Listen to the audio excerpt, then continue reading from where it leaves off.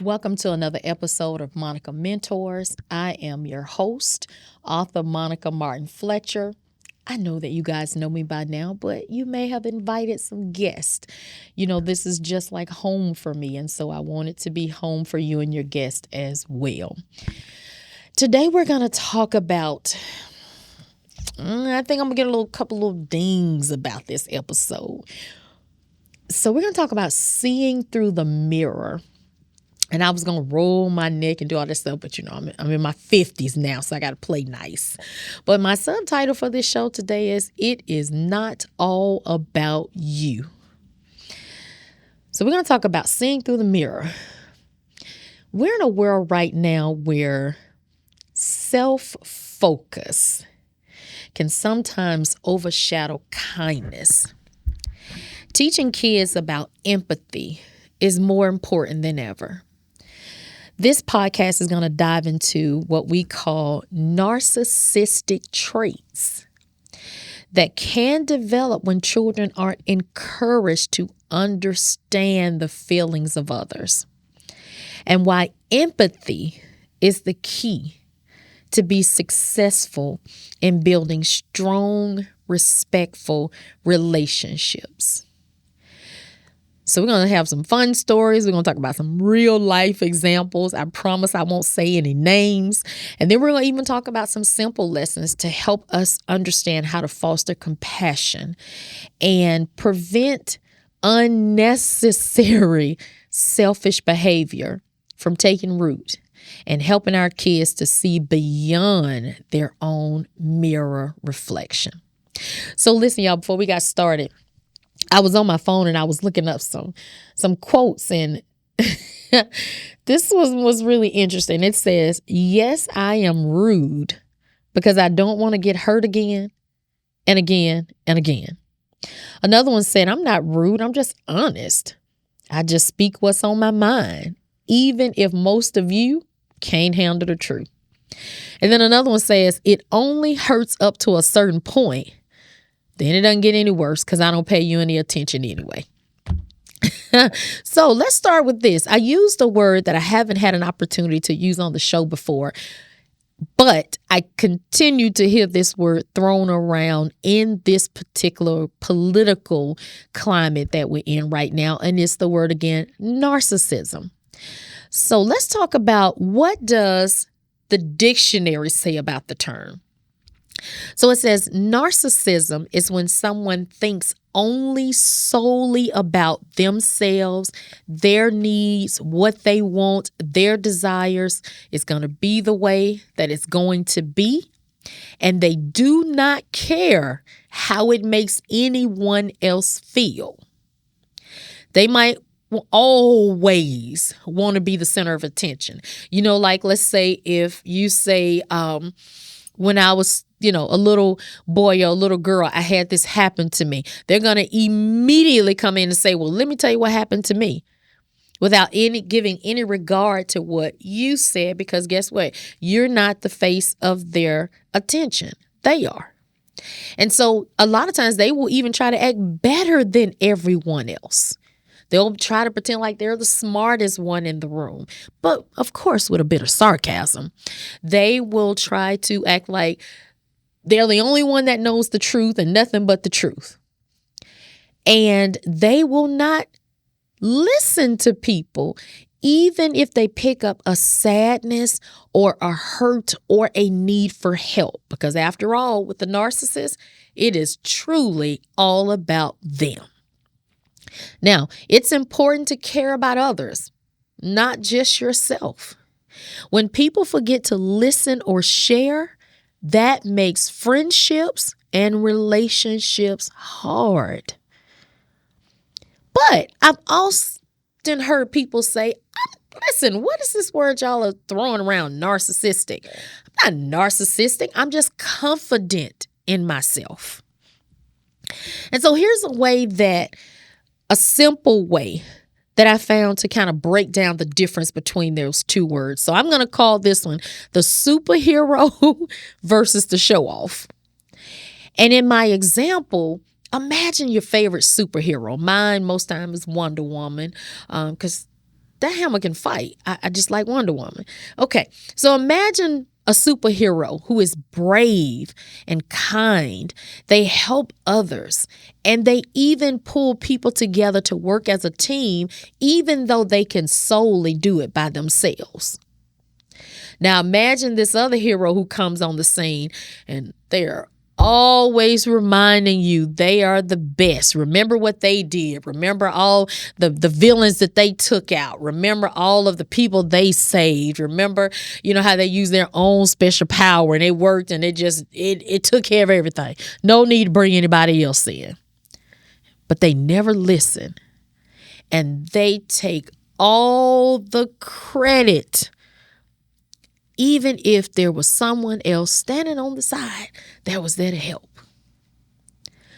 Which one do you think is potentially a better friend? Now, I know, listen, if you're a narcissist, you don't need friends. You could care less, okay? What? No. Yes, you do.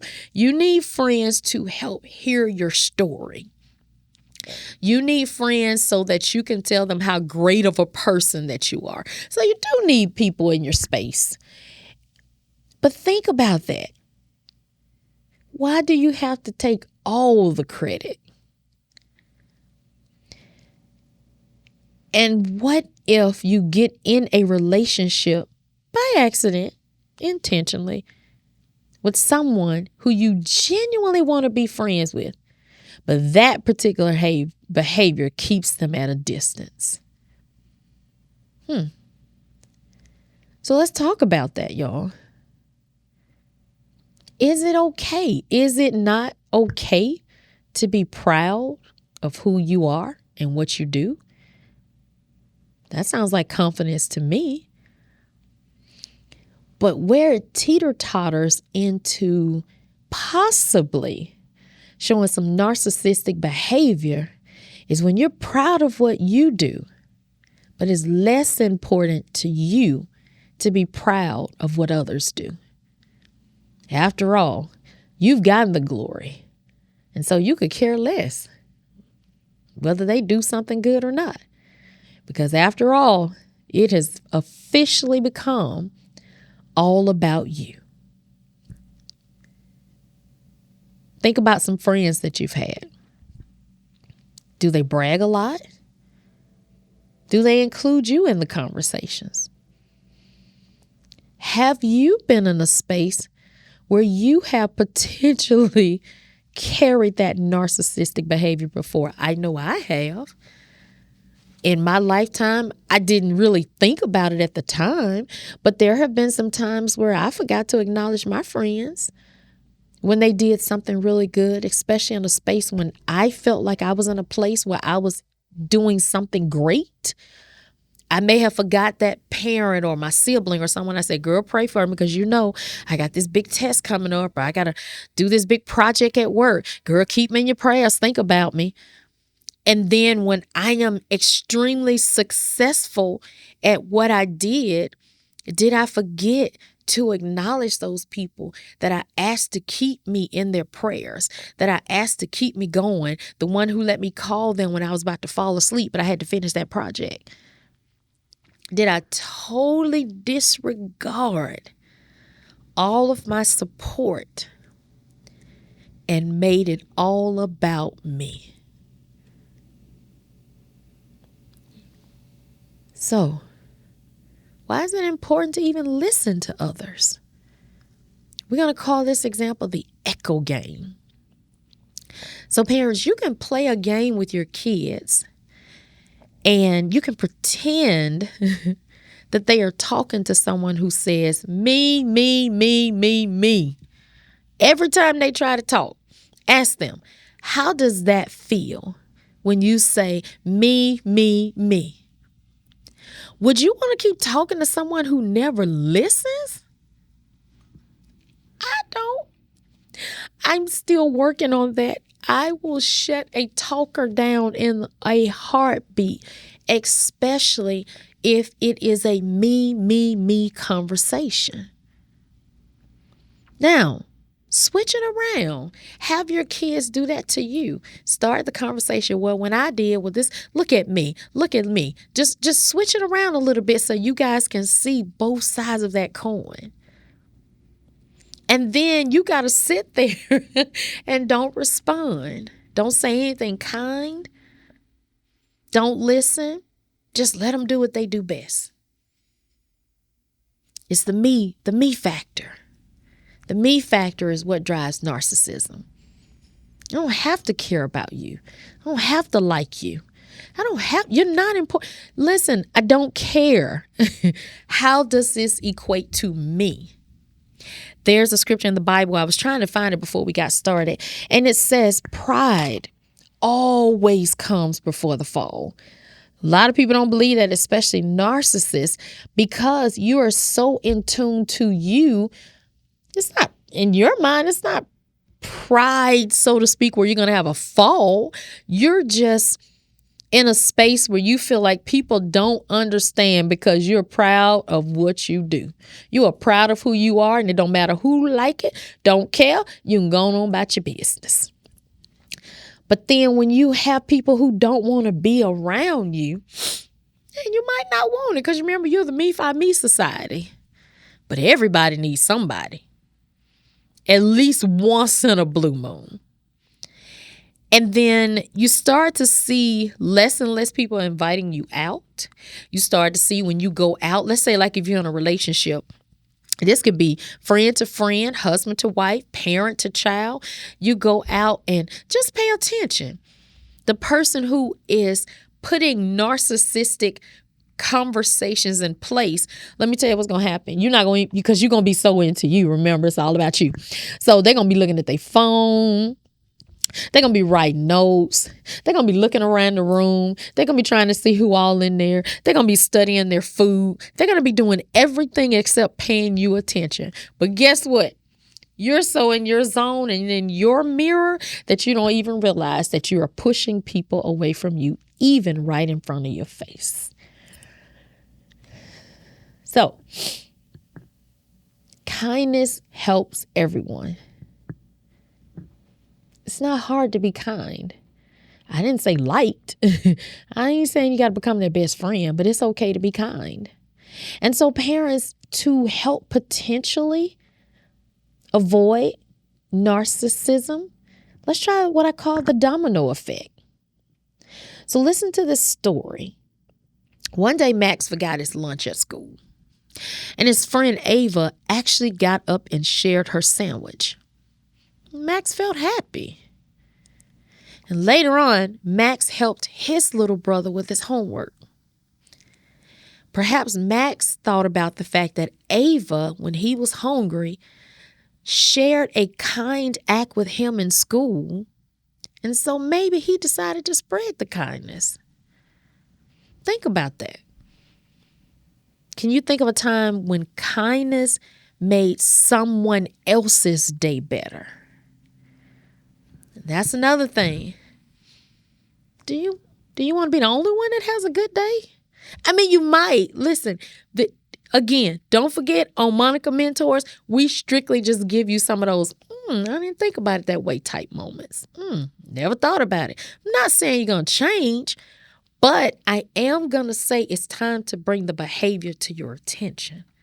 Because when you think that you're this ideal person and you lying to yourself saying, I don't need nobody, I don't want nobody around me, what's the reason you do it? What's really behind that? Because I bet you 9 times out of 10, somebody did that to you. And so that became your coping mechanism to protect yourself. You remember one of the quotes I said, I only chose that behavior because that protected me from being hurt. Did you guys know just a small act of kindness can make a difference to that man that you see in the mirror? Did you know that it's okay to be happy? Now, I'm not saying cheesy, or I am not a fan of those on social media who tend to pretend like they have no problems. That's not me. Just before I came to the show and I was recording today, I was upset about something, but it didn't benefit me to keep holding on to it. Somebody at work made me mad a couple days ago. Who cares? I let it go. You see, you have to get to a space when as you grow and as you grow in wisdom, oh, this going to make some of y'all mad. Sometimes you got to think about you're not always a good person to other people. And so what gives you the right to become a butthole because you hurt other people and then you say, I don't care about it? Then you just did the same thing that potentially you're accusing other people of doing it to you. I have a person, true story. True story. Promise. Not going to say any names. True story. I have a person right now that I know. And I say to them all the time, you have such great wisdom. But people do not listen to you because you present it in a way like you are the only expert in the room. You say it in a way like, duh, you should get this. But your life jacked up. You have all this information through books. You look at all this. You read this. You pro this. You take on this stance of the world. And yet your life is jacked up. Who would listen to you? Now that's someone, that's what I call a scary narcissist. You are so enveloped in yourself that you don't even see that you're not even living what you're proposing to other people. Man, that's heavy. So y'all, we got to start identifying and spotting what I like to call selfish behavior versus having healthy boundaries. Because y'all, there is a difference. There are some people that you guys call narcissists, but they just have healthy boundaries. They've been through a lot, but they've been burned a lot. And so they simply made a choice, been down there, been there, done that, not going to do it again. That's a healthy boundary. Always being good to people, unfortunately, potentially were good to the wrong people. And so when the good people came along, it's kind of like they didn't want to chance that again. So then they just established having healthy boundaries with people who are good and people who are not so good. That's okay. And so that's just like if your child has this cool toy, like back in the day when I was growing up, y'all know my age. I don't have to worry about that. But the thing back then was like the Cabbage Patch Kids. Them were some funny little dolls, but every little girl wanted one. And so that was called like our little cool little toy at the time. And what do you think if a good friend, especially, some of y'all still had them in boxes and y'all dressed them up. But what if you had a friend come over and was like, that's mine. I want that. And then you just snatched the doll. Wait a minute, that is my doll. I didn't tell you could play with this. We can take turns, but you ain't finna just take my doll. That's an example of that's healthy. Because listen, the friend don't know if, you let some other friends play with it and they messed up, because some Cabbage Patch dolls used to be real kind of dicey trying to get them back in the day. But what that did was that gave me an opportunity to say, okay, yes, this is mine, but can we take turns playing with it? You can take that as an act of fairness. Now, you can't call that's not considered narcissistic, because yes, it is mine. Yes, we can take turns playing with it. I didn't tell you shut it down. You can't have nothing to do with my stuff, okay? So we need to understand that there is truly a difference. And it's important to help your kids recognize when they're being selfish or when they're simply standing up for themselves. You can use an example like I gave in there. You can take turns. Hey, this is mine, but you can take turns with it. Or you can say something like, listen, let's play with a different toy today, especially if you know that's one that's really important to your child and other friends may have done something to it. You can say, well, let's play with something else. Let's play a video game, or let's play cards, or let's go outside. Y'all don't go outside anymore. But that's what we would say when I was growing up. And so probably the biggest, most important thing that establishes someone who has healthy boundaries versus unhealthy boundaries when it comes to protecting self is when they look in the mirror. Can you honestly say, how would I feel if someone does this to me? How would this feel if I do this to someone else? If you're always looking in the mirror and you're only seeing the I factor, then I want to challenge you. You may be entering into an unhealthy zone when it comes to boundaries. And so you need to take the time, parents, to encourage your children how their actions make them feel and how their actions make others feel. I couldn't relate to this when I was a child because me and my sister, I was the oldest. So, in my mind, she didn't have feelings.